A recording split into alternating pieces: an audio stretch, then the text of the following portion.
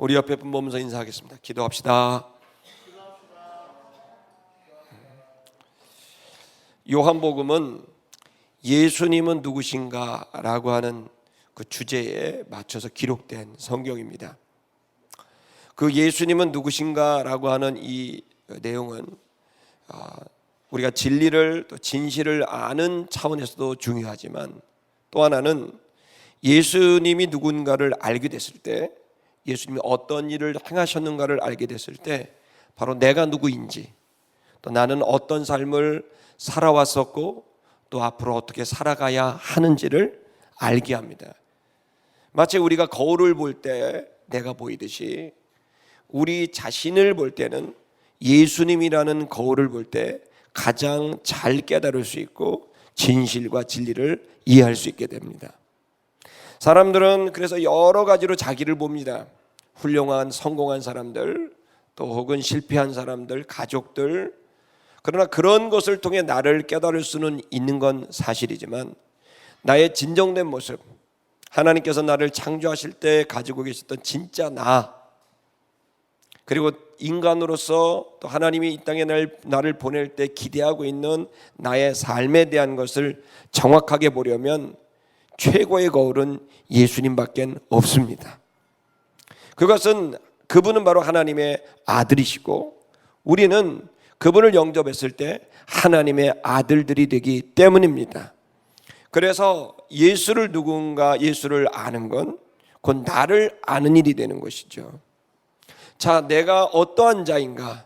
그것은 바로 육에 속한 자였고, 이 육에 속한 자들이 겪고 있는 고초와 고민들, 한계들, 그 고통과 죽음과 멸망에 대한 것들을 하나님께서는, 또 그의 아들 예수께서는 바로 불쌍히 여겨주셔서 독생자를 보내서 그를 영접하는 자들마다 영생, 하나님의 자녀가 되는 권세를 얻게 하신 줄 믿습니다.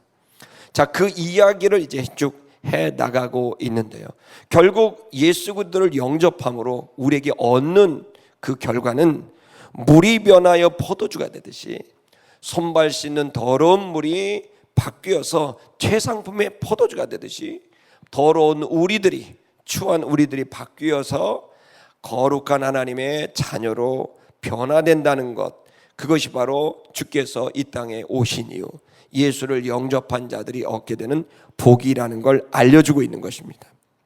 그리고 이 물이 변하여 포도주가 된다는 건 결국 성전을 정화하시는 사건을 통해 우리 몸, 우리의 인격 안에 있는 마음의 변화, 그 영혼의 변화가 바로 물이 변하여 포도주가 되는 변화의 바로 그 지점이라는 걸 알 수 있는 겁니다. 마치 성전 안에 하나님의 영이 거하셔야 됨에도 성전 안에 장사꾼들의 욕심과 탐욕과 이기성이 가득한 그것이 있을 때 예수께서 그 청전을 전부 내어 쫓아내셨듯이, 우리 안은 원래 주의 신으로 가득해야 될 거룩한 하나님의 자녀로서 지음받았지만, 어둠의 권세들이 또 나의 부족함이 내 안에 온갖 탐욕과 욕구와 욕망들을 채워서 불안과 그리고 걱정과 두려움이 내 안에 채워지고, 그리고 이기고자 하는 열망과 욕망들이 채워져서 온갖 장사치로 가득한 내면이 되어버렸기 때문에 물이 변하여 포도주가 된다는 건 이 마음을 전부 제거해버리고 이 안에 거룩한 하나님으로 채우게 되는 이 변화를 우리에게 주시겠다는 겁니다. 이 변화가 되기 위한 것, 마음의 변화, 심령의 변화, 이 영혼의 변화는 결국 어디로부터 되느냐? 첫째는 거듭나야만 가능하다는 거예요. 결국 외부로부터 생명이 들어와서 내 안에 새로운 생명이 일어나야만 이 문제가 해결될 수 있다는 것입니다.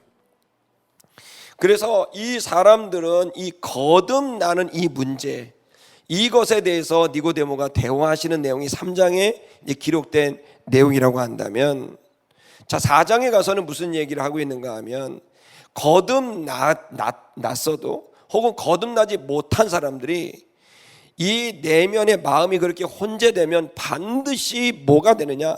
갈급하게 되고 갈망하게 되는, 즉 마음이 너무 힘들어져 버리는 이 상황을 주께서 거듭나게 하실 뿐만 아니라 그것은 곧 우리들에게 갈망이 없는, 갈증이 없는, 영원히 목마르지 않는 그 상태로 우리를 바꿔낸다는 거예요. 여러분, 지금 이 얘기를 여러분이 수도 없이 성경을 읽었겠지만 오늘은 여러분 정말 잘 오신 거예요. 내가 아무리 절망적인 상황 안에서도 목마르지 않을 수 있는 방법이 오늘 예수님의 세미하신 진리의 말씀을 통해 우리에게 전달됩니다. 이것은 바로 사마리아 여인이라는 그 여인과의 대화를 통해, 그 여인이 겪고 있는 고민을 통해 예수께서 정확하게 그 구원의 진리를 얘기해 주고 있어요. 여러분 귀담아 들으시기를 주의 이름으로 축복합니다. 자, 이 본문의 내용은 바로 목마르고 갈망하는, 살고 있으나 내 마음에 평안이 없고 내 마음에 기쁨이 없고 두려움이 있고 불안이 있고 내 마음이 메말라 버린 이 상태, 행복하지 않은 바로 그 상태, 그게 바로 사마리아 여인이 갖고 있던 마음이었습니다. 그는 더 이상 사람을 만나고 싶지도 않았기 때문에 이 뜨거운 정오 12시에 물을 기르러 오는 기이한 행동을 할 정도로 그는 너무나 큰 상처가 있었고 자신에 대한, 사람들에 대한 절망을 갖고 있었던 여인입니다.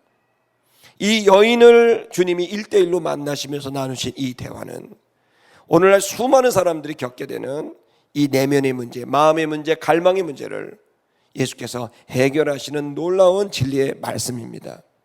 여러분, 우리가 여기에 모인 이유, 그리고 이 교회가 존재하는 이유는 이 땅에 수많은 사람들이 갈망합니다. 갈증을 느낍니다. 불안합니다. 평안이 없습니다. 기쁨이 없습니다. 그 마음이 갈급합니다. 그것은 바로 거듭나지 않고 하나님께로부터 구원을 얻지 못했기 때문인데, 이 문제가 구체적으로 그러면 어떻게 해결될 수 있느냐, 구체적으로 이 문제가 어떻게 해결될 수 있느냐를 오늘 본문이 얘기하고 있어요. 여러분, 이제 여러분과 제가 우리 주변에 있는 사람들, 갈망하고 있는 사람들을 찾고 그들에게 이 복음을 전하게 됐을 때 그들의 그 말을 믿고 그 말대로 움직이게 된다고 한다면 그들에게 영원히 목마르지 않는 놀라운 은혜가 임하게 될 겁니다. 지금 이 시간에 여러분이 예배에 나오신 분, 또 인터넷을 통해 보시는 분들도 내가 교회 수십 년 다녔지만 목마르던데, 그렇게 말하는 사람이 있을지 모릅니다. 그러나 여러분이 진리대로 믿지 않았기 때문이에요. 오늘 이 본문의 말씀을, 여러분 이 한 시간을, 여러분 인생의 아주 중요한 메시지입니다. 오늘 이 주옥 같은 이 4장 이 말씀을 여러분이 집중하시고 여러분이 진리를 붙들 수 있길 주의 이름으로 축복합니다. 자, 이 본문을 이해하려면 지난주에 했었던 끝에 부분을 다시 한번 이해를 해야 됩니다. 자, 우리 14절을 좀 보십시다. 이것은 이제 예수께서 말씀하시는 겁니다. 내가 주는 물을 먹는 자는, 내가 주는 물을, 예수님이 이제 그 여인이 목마른 걸 아시고 얘기하는 거예요. 내가 주는 물을 먹는 자는 영원히 목마르지 아니할 것이다. 놀랍지 않습니까? 이게 말이 됩니까? 내가 주는 물을 마시면 그 사람은 영원히 목마르지 않는다는 거예요. 이해가 되지 않죠? 왜? 우리가 알고 있는 물은 그렇지 않아요. 목마를 때 마시면 됐고 그 다음 또 목마르거든요. 그럼 어떻게 그러면 이 물이 되냐? 이해할 수 없는 물입니다. 자, 그런데 예수님이 거짓말하겠습니까? 아니죠. 예수님이 하신 말씀을 우리가 좀 자세히 좀 보십시다. 그 아래 부분에 이렇게 말합니다. 내가 주는 물은, 설명합니다. 이 물이 뭔지.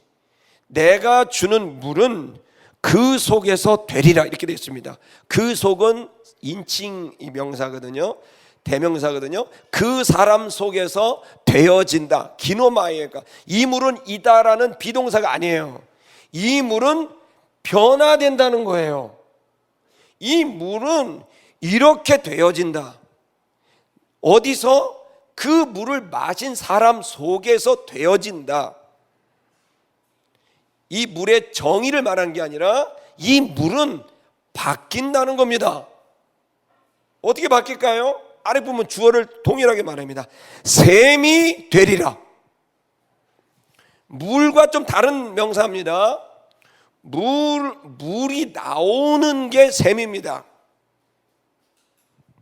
여러분 이거 보십시오. 그 샘은 영생하도록 영원히 하나님의 생명을 느끼도록, 다시 말하면 목마르지 않는 거죠. 영원히 목마르지 않는 그러한 것이 솟아나는 물, 그러니까 그 물은 솟아나고 있다는 거예요. 계속해서 그 우물이 올라오게 되는데, 그 물이 올라와서 계속해서 내가 목마르지 않게 되는 물이라는 거예요. 이게 무슨 말일까요? 이걸 이해하려면 잘 보십시오. 우리 여러분 잘 모르지만 펌프라고 하세요. 펌프. 여러분 이제 펌프, 참 이게 설교 어렵습니다. 이제 30년 전에 설교했으면 주옥같이 그냥 다 아멘 쏟아지고 난리 났대. 지금 펌프 얘기하면 펌프가 뭐요? 이렇게 얘기한단 말이에요.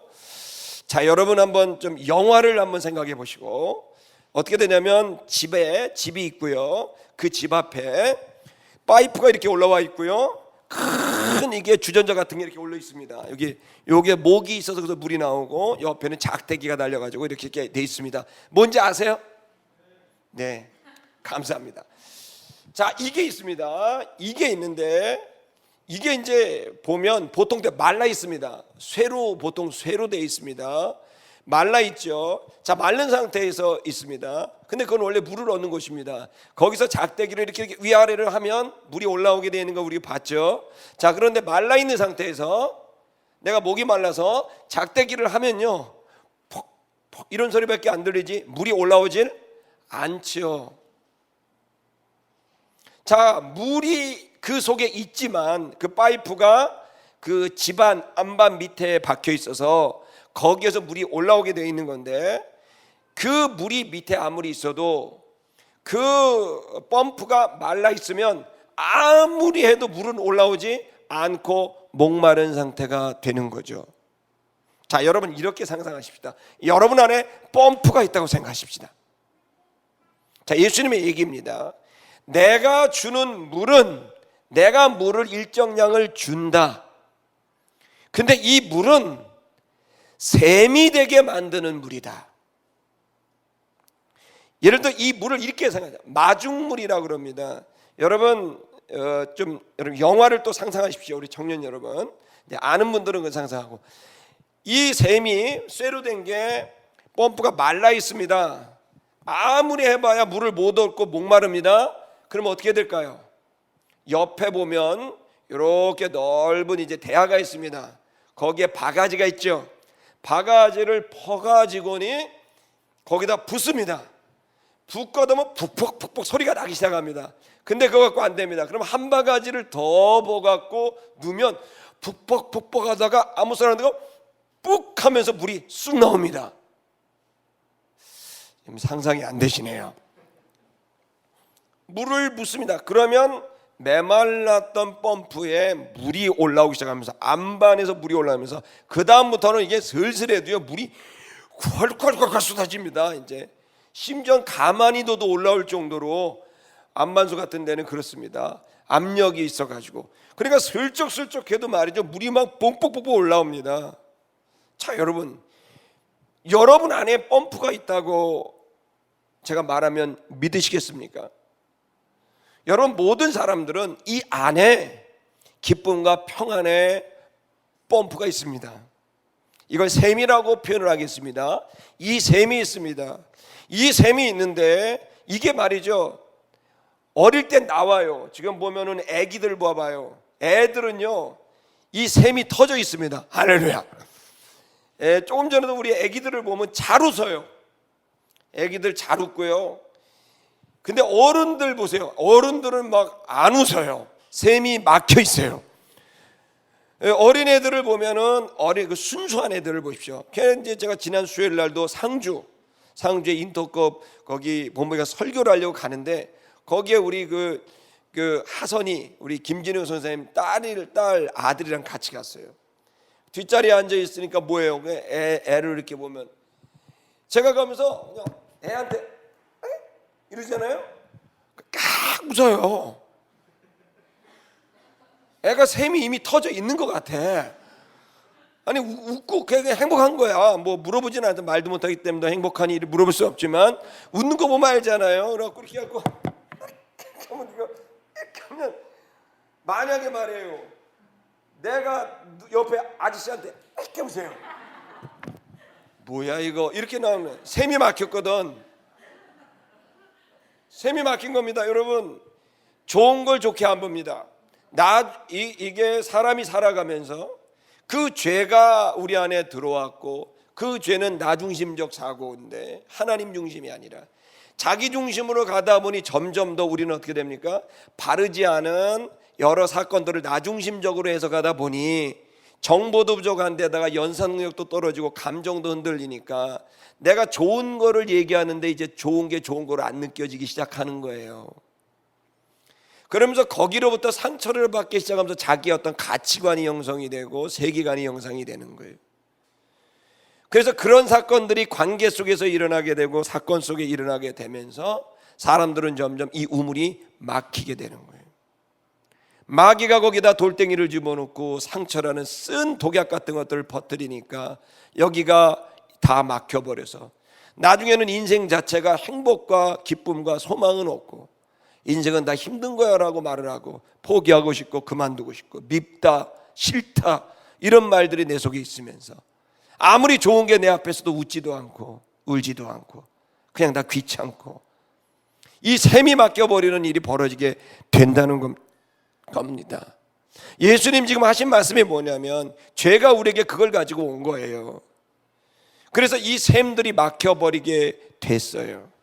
여기에다 어떻게 되는 거예요? 내가 주는 물은 단순히 그 순간 너의 그 목마름을 해결하는 순간적인 기능이 아니라 내가 너에게 주는 물은 네 속의 셈이 솟아나도록 만드는 물이다라는 거예요. 그 셈에서 솟아나면 어떻게 됩니까? 목마르지 않죠.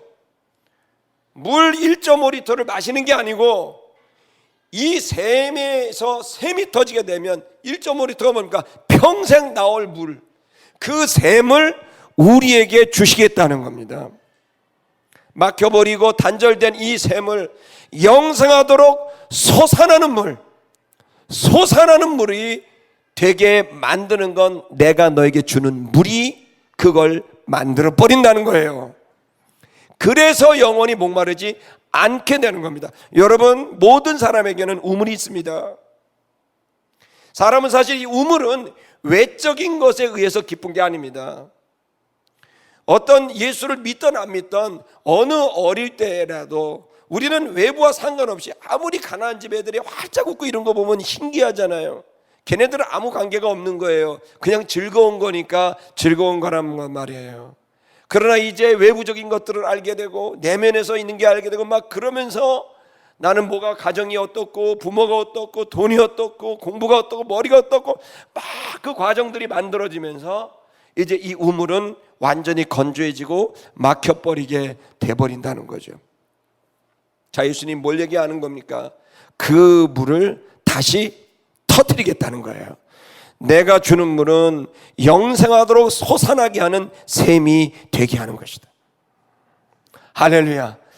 여러분, 막힌 물이 없는 건조한 우물이 아니라 이제 물이 터져 나오는 셈이 되는, 이걸 그 뒤에는 요한복음 뒤에는 네 배에서 생수의 강이 흘러나리라. 얼마나 솟구쳐 올라오냐면 셈이 터져서 솟구쳐 올라오면서 네 배에서 생수의 강이 흘러 넘치게 되면서 그 물이 흘러가게 된다는 거예요. 강이 될 정도로 셈이 터져버린다는 거예요. 여러분, 이 은혜를 예수님께서 주고자 하시는 거예요. 그러면 그 솟아나게 하는 주님의 물을 받게 되는, 셈이 터지게 되는 게 뭐냐? 예배입니다. 그 얘기를 오늘 사마리아 여인에게 하시는 거예요. 아름다운 게 성도 여러분, 오늘 이 시간 이 진리를 깨닫기를 주의 이름으로 축복합니다. 자, 좀 더 보십시다. 15절 보면 여자가 말했습니다. 주여, 이런 물을 내게 주십시오. 그 물을 나에게 빨리 주십시오. 영원히 목마르지 않는 셈이 터지도록, 내 안에 막힌 우물이 터지도록, 말라버린 펌프가 터지도록, 내가 목마르지 않도록, 내가 물을 길러 여기 오지 않도록 그 물을 내게 주십시오. 여러분의 기도가 이 기도가 되길 축복합니다. 자, 16절 보십시다. 자, 그런데 문제가 있습니다. 예수님이 뭐라 그랬냐면 그 목마름 때문에 이 물이 막혀져 있으니 얼마나 목마르고 불안하고 두렵겠습니까? 그러니까 이 여인이 했던 방법은 뭡니까? 바로 자신의 목마름을 해결하려고 다른 것을 찾았던 겁니다. 남편을 찾았던 거예요. 남자를 찾았던 거예요. 나를 즐겁게 할 남편, 나의 안정감을 줄 남편, 나의 미래를 보장해 줄 남편을 찾았고, 이 남편은 자기의 이 갈망을 해결할 그 어떤 존재를 상징합니다.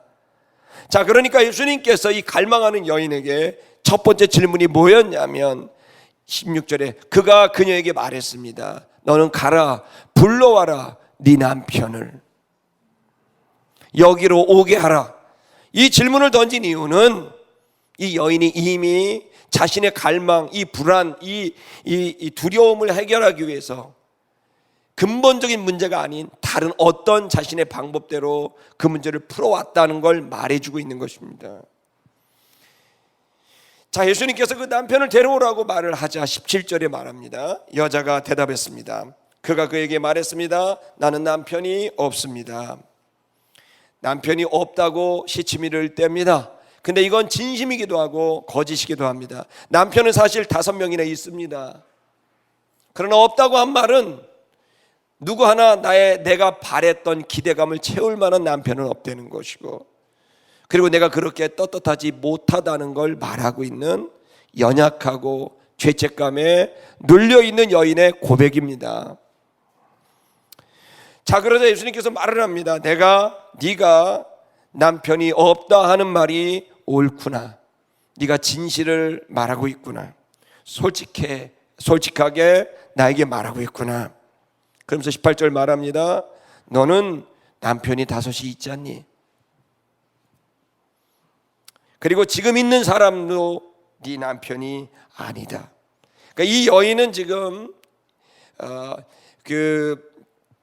자신의 그 갈망이 있습니다. 그 갈망은 아마도 자기를 보호해줄 사람이 없었거나, 그리고 또 혹은 자신의 현실의 문제를 어떻게 채울 수 있는 대상이 없었기 때문에 정확하게 이 여인이 왜 남편을 5을 두었는지는 구체적으로 설명하고 있지 않지만 명확한 건 그는 목말랐기 때문입니다. 그것이 성적인 것이든 재정적인 것이든 그는 자신의 이 갈망을 해결하기 위해서 남자를 5이나 두었고 지금 있는 남자도 남편이 아니라는 겁니다. 너무 비참한 얘기입니다. 말하자면 물이 변하여 포도주라고 표현한다면 구정물 넘치는 손발 씻는 더러운 물이 그 여인 가운데 가득해 있는 겁니다. 자, 이 문제를 어떻게 해결할까요? 계속 말합니다. 예수님은 네가 참된 말을 하는구나. 예수님이 지금 관심 기울이는 건 진정성입니다. 솔직하게 다가가는 겁니다. 아름다운 교회 성도 여러분, 지금 우리가 주님을 만나고 회복될 수 있는 방법은 우리를 포장하고 우리의 문제를 외면하는 것이 아닙니다. 많은 사람들은 자기의 문제를, 근본적인 문제를 해결하지 못하고 그 순간 넘기기 위해서 급급한 가짜물들을 마시는 거죠. 근본적인 셈이 있어야 되는데, 여러분, 그럴 때 우린 진실해지지 않습니다. 진정을 다하지 않습니다. 최선을 다하지 않습니다. 예배를 드려도 그냥 드릴 뿐입니다. 우리는 여기에 진정성 있게 최선을 다해서 하나님 앞에 주님을 믿고 우리의 진정한 변화를 소망하면서 최선을 다하여 주님 앞에 나아가는 이 솔직함이 우리 속에 필요합니다. 아멘 하십시오. 19절 보십시오. 여자가 그에게 말했습니다. 주여, 내가 보니 당신은 선지자이군요 라고 얘기했습니다. 자, 지금까지 이 여인은 지금 이야기를 하면서 자신을 정확하게 알고 있는, 자신의 부족함과 실수와 허물과 죄를 알고 있는 이분을 만났고, 이분은 그것을 말할 때 정죄감을 주거나 우리 그녀를 공격하는 게 아니라 뭔가 다른 언어를 쓰고 있는 이 예수를 만나게 되자 그는 직감적으로 느낀 겁니다. 하나님의 말씀을 전하는 선지자구나 라고 느끼게 된 겁니다. 자, 이제 그녀의 관심은 사람들 사이에서의 언어가 아니라 하나님과의 관계로서 자신의 문제를 이해하는 데까지 사고가 열리게 된 것이죠. 여러분, 아름다운 개성도 여러분, 지금 우리들의 문제, 갈급함이 각자 있습니다. 누구는 그냥 외롭고 성적인 문제가 있을 수도 있습니다. 누구는 돈의 문제가 있을 수도 있습니다. 어떤 인격적인 안정감이 있을 수도 있고, 수많은 사람들은 갈급합니다. 자, 이 문제를 해결하기 위해서 여기에 남편 5, 남편도 아닌 해결도 못한 그런 존재들을 쫓아가고 거기에 시간과 거기에 자신의 노력을 다하면서 그 순간순간 그 문제를 잊어버리려고 하고 그걸 외면하면, 그러면서 인생은 해결되지 않는 거야, 그러면서 불편한 마음으로 평생을 사는 게 인생이라고 생각하는 것 같습니다. 그러나 여러분, 그렇지 않습니다. 예수가 이 땅에 오셔서 우리 가운데 이 좌정하시는 이유는 우리를 변화시키기 위한 겁니다. 물이 변하여 포도주가 됩니다. 내가 지금까지 늘 손발 씻는 더러운 물과 같은 내면이었다고 해서 여러분이 변화되지 않는다는 얘기는 아닙니다. 여러분, 지금이라도 여러분이 태어나서 지금까지 계속 교회를 다녀도, 수십 년 여러분이 교회를 다녀도, 여러분이 높은 직분을 가져도 여러분 안에 변화가 없다면 여러분 아직 여러분이 변화되지 않는 게 아니라 변화될 기회를 맞이하지 못했기 때문입니다. 다시 거듭나야 합니다. 새로워질 수 있습니다.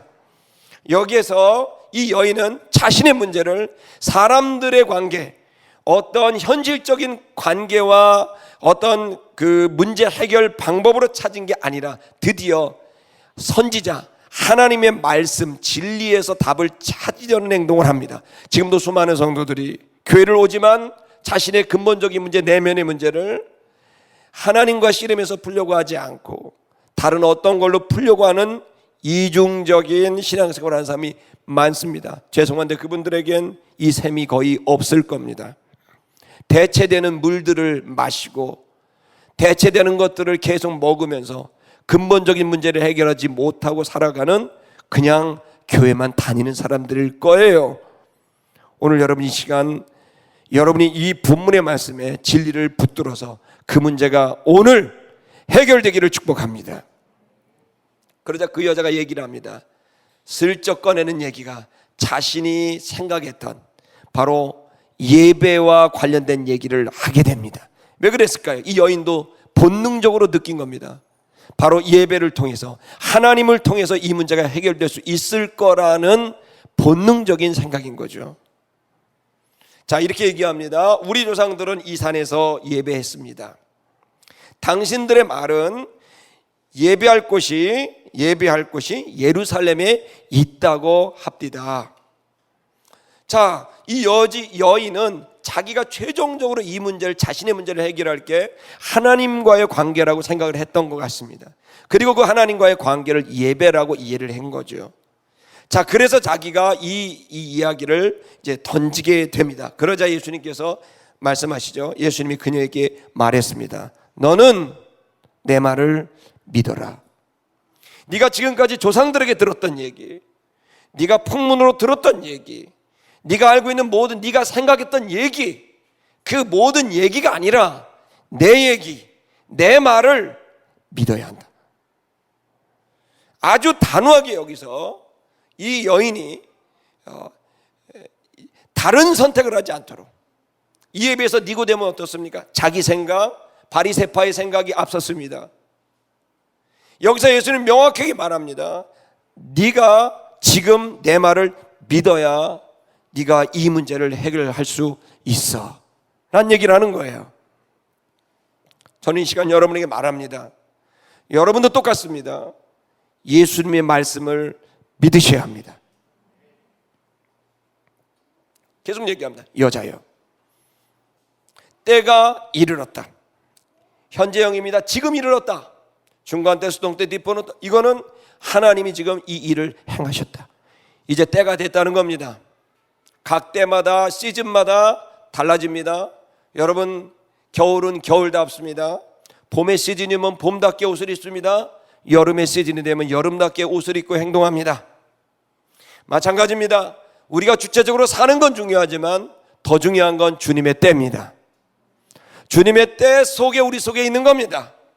자, 여기서 예수님이 말합니다. 지금의 때가 바뀌었다. 이제 때가 이르렀다. 이때가 뭡니까? 메시아의 때, 구원의 때, 은혜의 때, 변화의 때, 생명의 때가 열렸다는 거예요. 예수가 이 땅에 공생애를 시작하면서 그 시간이 열린 겁니다. 할렐루야. 자, 그러면서 얘기합니다. 너희는 이 산에서도 말고 예루살렘에서도 말고 아버지께 예배할 것이다. 예수가 말합니다. 이제 너희 사마리아 사람들은 이 산에서, 유대인들은 예루살렘에서 그래야만 예배가 된다고 했지만 이제 때가 이르렀다. 이제는 여기서도 저기서도 아니다. 22절 말합니다. 너희는 너희가 알지 못하는 것을 예배하고 우리는 아는 것을 예배한다. 무슨 얘기입니까? 너희가 알지 못하는 것이라는 말은 너희가 말씀대로 예배하지 않았고 너희들은 그냥 너희의 편의에 따라서 그냥 이 산에서 예배를 드리는 것이고, 이 유대인들은 아는 것을 예배한다. 즉 하나님의 말씀대로 예배를 했다는 겁니다. 예루살렘이 바로 그 말씀대로 하는 예배입니다. 그러면서 하는 말이, 왜냐하면 구원은 유대인에게서 나기 때문이다. 저를 보십시오. 여러분, 이 사마리아 사람들이 예배했던 이 산은 말씀과 상관없는 자기가 편의에 따라서 드렸던 장소입니다. 왜냐하면 이들은 유대인과 하나가 될 수 없었기 때문입니다. 반면에 예루살렘에서 드려야 된다고 유대인들이 이야기한 건 뭡니까? 유대인들이 이 예루살렘에서 드려야 됐다는 이 예배는 말씀에 따른 겁니다. 여러분, 이 예루살렘이 어디입니까? 여러분, 창세기를 우리가 다시 한번 소급해 보십시다. 11장부터 창세기를 소급해 보면 여러분, 예루살렘이 뭐냐면 바로 아브라함이 자기의 독생자 이삭을 바쳤던 모리아산이 예루살렘이에요. 그러니까 예루살렘에서 예배 드리라는 것은 이미 창세기에서 하나님이 약속을 하셨어요. 뭐라고 약속하셨는가? 여러분 기억하십시오. 보십시다. 바로 아브라함이 자기 아들, 유일한 아들인, 자기 몸에서 난 유일한 아들인 이삭을 하나님이 제물로 바치라고 했을 때 아브라함이 기꺼이 자기의 독생자를 하나님께 바치게 됩니다. 그 일이 일어나게 됐을 때 하나님이 급하게 아브라함아 그를 말리면서 죽이지 마라. 내가 네 아들을 대신해서 수양을 예비했다 하시면서 내가 이 산에서 예비하리라 이렇게 얘기를 하셨어요. 그러면서 여호와 이레라는 말을 썼습니다. 기복주의에서는, 번성주의에서는 여호와 이레를 당신 걱정할 거 없다, 미래에 먹을 거 입을 거 다 준비하신다 이렇게 쓰지만 창세기에서 말하고 있는 여호와 이레라는 뜻은 그런 뜻이 사실은 아닙니다. 창세기에서 말하고 있는 여호와 이레는 내가 이 산에서 예비하리라, 이 말은 내가 이제 이 산에서 네가 너의 아들을 나에게 주려고 했지, 내가 이 산에서 나의 아들을 너에게 줄 거야. 그 약속을 하신 거예요. 네가 나를 사랑하는 줄 내가 알았다. 네가 너의 아들을 나에게 이 산에서 주었지, 내가 이 자리에서 나의 아들을 너에게 줄 거야. 내가 예비할 거야. 그런 모든 이들을 살게 하는 생명의 아들이 될 것이고 복의 근원이 될 것이다. 그러면서 그 장소를 지목한 데가 바로 예루살렘입니다. 그래서 이것은 아는 것을 예배한다는 거예요. 그래서 이 땅에서 예배를 하기 시작하게 됐고 그 땅을 지키려고 지금 전 세계가 난리가 난 거 아닙니까? 무슬림도 지키려고 하고 유대교도 지키려고 하고 기독교도 지키려고 하고, 예루살렘 바로 그 왜 중요하냐? 아브라함 때문이에요. 이슬람은 이스마일이라고 하고 에브라임이라고 하고 여러분이 아브라함이라고 하고, 이 아브라함인 거예요. 여러분, 이 아브라함의 믿음이 결국 온 인류를 구원하기 위한 독생자를 오게 한 씨앗과 같았다는 거예요. 놀라운 예배였던 거예요. 물론 하나님은 아브라함이 자기 아들을 죽이지 못하도록 했지만 하나님은 자기 아들을 죽이시기까지 이르게 된 거죠. 결국 아브라함이 이삭을 바친 것도 하나님이 아들 예수 그리스도를 이 땅을 살리기 위해 바치는 일을 위한 준비의 모형이었던 거예요. 자, 보십시다. 여러분, 그래서 여기에서는 우리가 아는 것을 예배한다라고 하는 말은 이게 바로 그 엄청난 추억이 담겨져 있는, 약속이 담겨져 있는 거룩한 홀리랜드이기 때문에 여기에서 예배를 하게 됐고, 그래서 구원이 이 유대인들에게서 나오게 되는 것이다 라는 말이 바로 아브라함과 그리고 수많은 예배, 솔로몬 성전, 그 모든 건 다 예루살렘에 세워지게 된 겁니다. 핵심이 예배입니다. 너무 놀라운 사실은 인류 최초의 순교는 예배 때문에 일어났습니다. 요한계시록 맨 마지막의 순교는 예배 때문에 이루어집니다. 놀랍게도 처음부터 끝까지 모든 중요한 일은 예배가 들어있고 거기에 생명이 담겨져 있습니다. 여러분 이걸 이 시간 깨달아야 됩니다. 여러분의 모든 생명, 여러분의 풍성함, 비밀이 예배에 담겨져 있어요. 비밀의 열쇠가 예배에 있는 거예요. 여러분 예배를 어떻게 하느냐에 따라 여러분의 우물이 터지느냐 솟아나느냐 그대로 막힌 드라이 상태가 되느냐가 예배에 담겨져 있습니다. 그게 나와야 여러분의 삶의 풍성함뿐만 아니라 누군가를 살릴 수 있는 물이 여러분에게서 나올 수 있습니다. 여러분을 만나고 사람들이 삽니까? 여러분을 만나고 여러분 때문에 고민하고 힘들어합니까? 여러분 자신도 힘들어합니까? 여러분 샘이 막힌 거예요. 메말라버린 거예요. 그 우물이 터져야 됩니다. 그 물이 어떻게 터질까요? 마중물이 들어와야 됩니다. 마중물이 언제 들어올까요?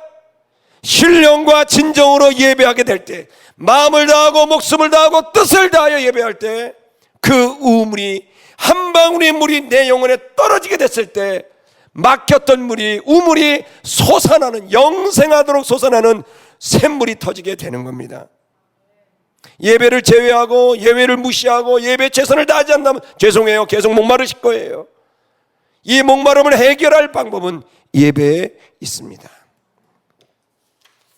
23절, 때가 곧 오나니 지금이라.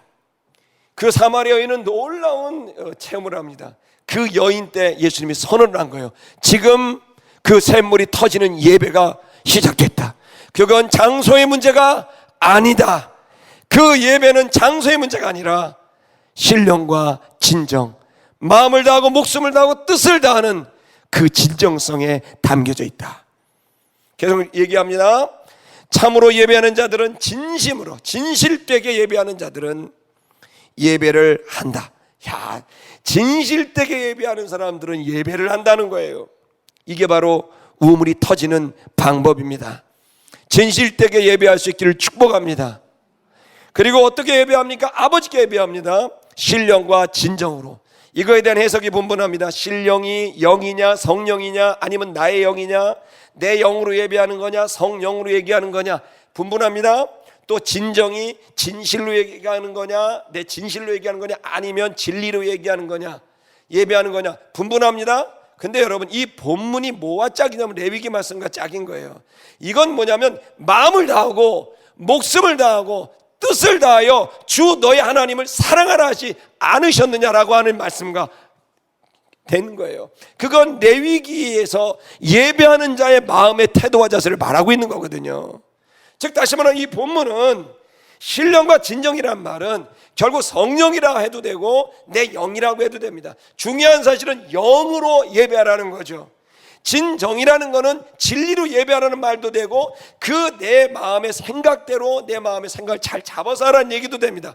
중요한 얘기는 마음을, 목숨을, 그리고 생명을 다하여 뜻을 다하여 주 하나님을 사랑하는 전심의 예배를 말하고 있는 거예요. 여러분 너무 복잡하게 예배를 드리고 교리적으로 예배 드리면 예배하다가 헷갈려요. 그럴 필요가 없어요. 신령과 진정으로 예배하라 하셨으면 단순하게 생각하세요. 내가 마음을 다하여 예배하리라, 목숨을 다하여 예배하리라, 내가 뜻을 다하여 예배하리라. 내 생각을 모아서 내 뜻을 주님께, 내 목숨을 주님께, 내 마음을 주님께 담아서 드리리라 라고 하는 여러분 이 지점이 저와 여러분이 예배해야 될 자세인 줄 믿습니다. 자, 아버지께서는 이렇게 예배하는 자들을 찾고 계신다고 말하고 있습니다. 하나님이 원하는 예배는 장소가 아닙니다. 예루살렘도 아니고 형식의 문제도 아닙니다. 마음의 문제입니다. 생명의 문제입니다. 뜻의 문제입니다. 전심으로 예배하느냐입니다. 24절, 하나님은 영이시다. 강조하는 거예요. 하나님은 영이지 않느냐. 그러니 장소나 물리적인 문제가 아니다. 헌금의 분량도 아니다. 너희가 하는 예배 분위기도 아니다. 조명도 아니다. 악기도 아니다. 그 어떤 것도 아니다. 하나님은 영이다. 그러므로 예배하는 자는 영으로 예배해라. 전심으로 예배해라. 목숨으로 예배해라. 너의 뜻을 주님께 모으며 예배하라. 그러면서 말합니다. 그는 신령과 진정으로 그를 예배하는 자를 예배할지니라. 여기 보십시오. 이 본문이 너무너무 대단한 본문이에요. 그는 하나님입니다. 하나님은 must, one must. 하나님은 정말 이걸 꼭 하셔야 된단 말이에요. 진정한 예배를 위해선 진정한 예배자가 필요하다는 거예요. 하나님은 우리도 예배가 필요하죠. 하나님도 예배가 필요한 거예요. 여러분 이걸 알아야 돼요. 우리가 하나님께 마음을 다하고 목숨을 다하고 뜻을 다하여 예배하잖아요. 그것은 이미 하나님이 마음을 다하시고 목숨을 다하시고 뜻을 다하여 우리를 만나고 싶다는 얘기예요. 하나님은 각오를 하고 딱 나타났는데 예배하는 자들이 형식으로 예배드리고 구경하듯이 예배드리고 예배와 상관없이 예배를 드리게 되면 여러분 그 예배는 이루어질 수 없고 샘이 터질 수 없는 거예요. 이해합니다 여러분. 현실이 벅차고 암담하고 답답하고 피곤하고 다 이해합니다. 그러나 오늘 예배에 우리 정선일 전사님 얘기한 것처럼 내 기분과 상태와 상관없이 주님은 영광 받으셔야 됩니다. 죄송하지만 제가 예배 드리기 5분 전까지만 해도 저 새가족 집에서 엎드려 있었습니다. 너무 컨디션이 떨어져서 마시고 먹고 약을 먹고 강장제를 먹고 5분 3분 전까지 계속 몸이 힘들고. 그러나 여러분 예배하는 자는 마음을 다하고 목숨을 다하고 뜻을 다하고 내 영으로 내 진정을 다해 주님 앞에 예배해야 그 하나님도 그렇게 나를 맞이하러 오시니 이 예배가 주님의 역사를 이루는 예배가 될 수 있게 되는 거예요. 여러분 예배는 나만 하는 게 아니에요. 하나님도 그렇게 돼요. 여러분 이걸 진리를 깨달아야 돼요. 여러분이 왔을 때 주님도 이 모든 것을 다해 우리를 만날 준비를 하고 있는 거예요. 예배의 본질은 주님과의 만남이기 때문에 그래요. 25절 여자가 그에게 말했습니다. 내가 알고 있는 것은 메시아가 오신다는 걸 알고 있다. 메시아가 올 그때 그는 오셔서 이 모든 것들을 알려주신다고 고하해 주신다고 했다는 걸 알고 있습니다. 이 진리에 대해서 진실에 대해서 이 여자는 모르고 있었다는 거죠. 이걸 메시아가 오면 알려준다고 했다고 저는 알고 있습니다. 그랬더니 26절에 예수님이 다짜고짜 그녀에게 말합니다.